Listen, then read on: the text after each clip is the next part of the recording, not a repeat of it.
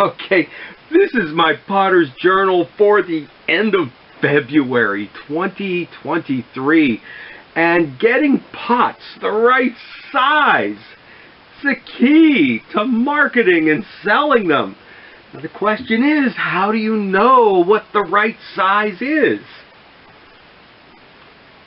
How do we know what the right size is? Do we make them a bowl in 1 pound, 2 pounds, 4 pounds, 6 pounds, all the way up to 9 pounds, and see how they sell and go at the shows?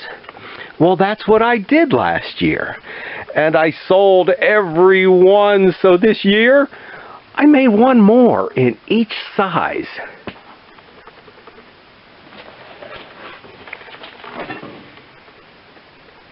And some things there's really no choice on what size they should be. It's a matter of the kitchen, it's a matter of their function.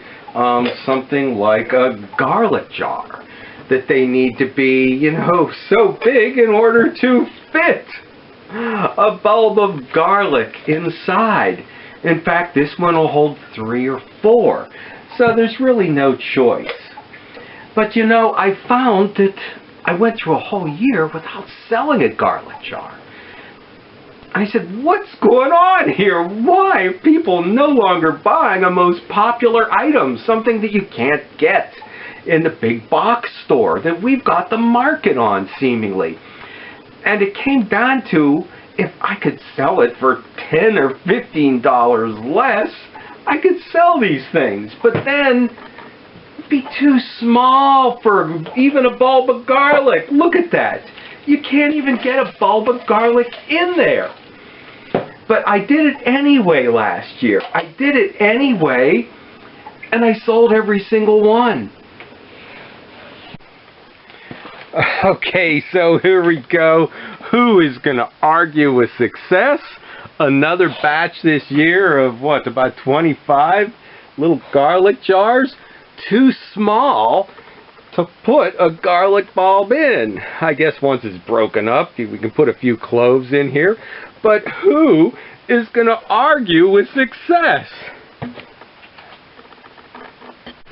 Okay, I'm going to argue with success. I'm from the potter's point of view, okay? Okay, we're charging less for it, but it's just as much work. You've still got to prepare and wedge the clay. You've got to throw the pot. You've got to throw the lid. You've got to clean the lid. You've got to clean the bottom of the pot. You still have to sign it. You still have to stamp it. Okay, so the glaze doesn't stick up here. I've waxed that. I waxed this here. The same amount of work. The little holes, okay, you still got to put all the little holes in. You got to sand them on the inside. You've got to smooth it off on the outside. Okay, I did cheat there. This has them on both sides, here only on one side. But from the potter's point of view, the same amount of work. It doesn't take up that much more room in the kiln. The clay is not a major expense. So the same amount of work. You know what? Okay, before we go on here, there's one more twist in the story. Okay, so I'm at the show. In general, I tell people that they're, a little bit small. You can maybe break it up and put a few cloves in. Pointed out that I had some that were a bigger size. And one lady picked up some of these as gifts. But she said, well, don't you have something bigger? That won't even hold a bulb of garlic. And yeah, I told her about these. She said, no, something that could hold some garlic. And so then we come to, I'm thinking she wants something like about this. And this lady really knows how big a garlic jar should be. Is she ready to pay for it? Well, okay, she wasn't finished, she said yes. But how about, can you put a face on it? Okay. And a little bit even bigger than this. So can you put a face on it? And then I'm like, oh, I can't even get people to pay for this. Are you ready to pay for it? And I said, well, the face jugs, some of the big ones are 100 more or less. I had smaller ones and bigger ones as well. She said, yeah, that sounds good. Okay, so let's see what's going on in the studio today. And you saw me throw the big jars in last week's video, number 341. But I let them dry out, so here we go.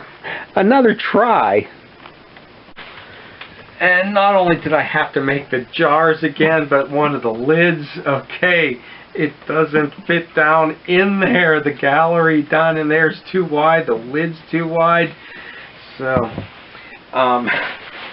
I was glad that the little ones all worked out, because one time I had to redo them because I had a broken ruler, if you can believe that. Okay, here's a trick. Since this is a face mug, I still can't believe somebody asked for a face jar.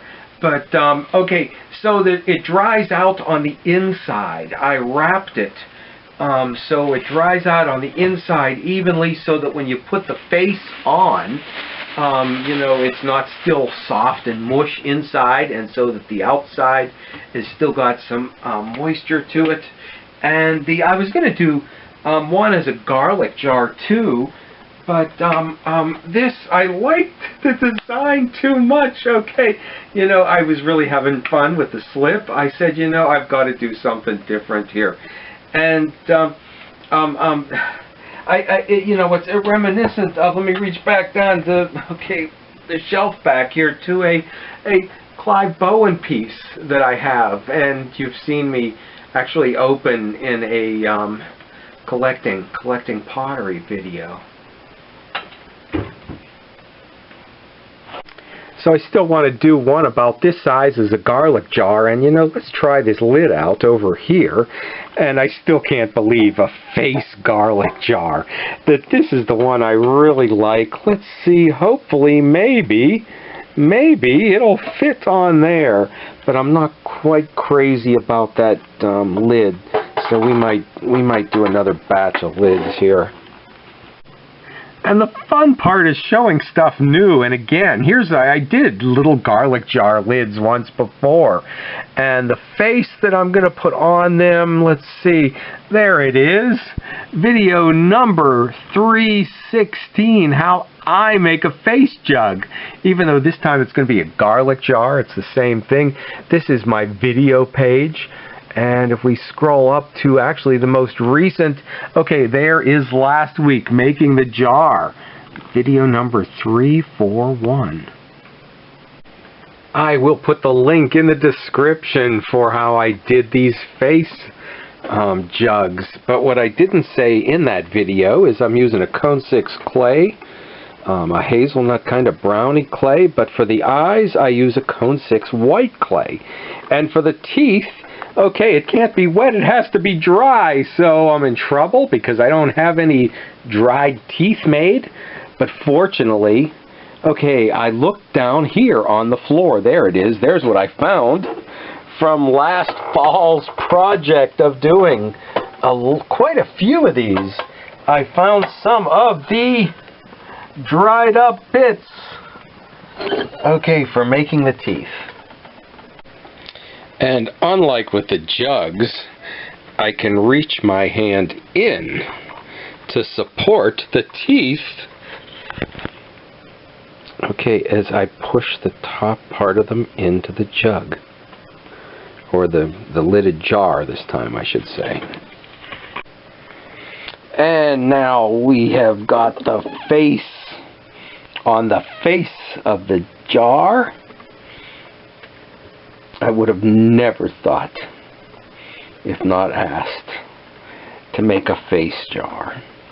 But actually, and okay, now we've got the holes in the sides that make it a garlic jar. Yeah, and I wouldn't have thought ever to make a face garlic jar. But this is, okay, the second time. I was asked to make face planters last summer, and when I lost the address, the number, the contact information for who ordered them, they sold at the first show I took them to. Oh, actually no, the second I took them to the farmer's market. And I also have, we'll have to share that here, in a coming video an order for a face bean pot. So I'll have to figure out what a bean pot is and put a face on it.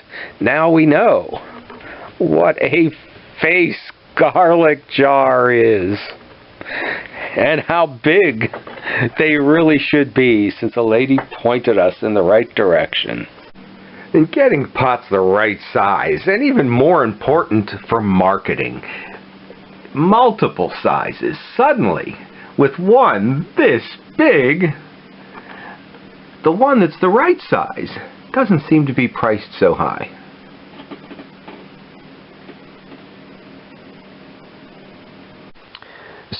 Special order, who would have thought it? Gallon plus size face garlic jar. Stop back and see if this becomes a standard item and what we might put faces on next.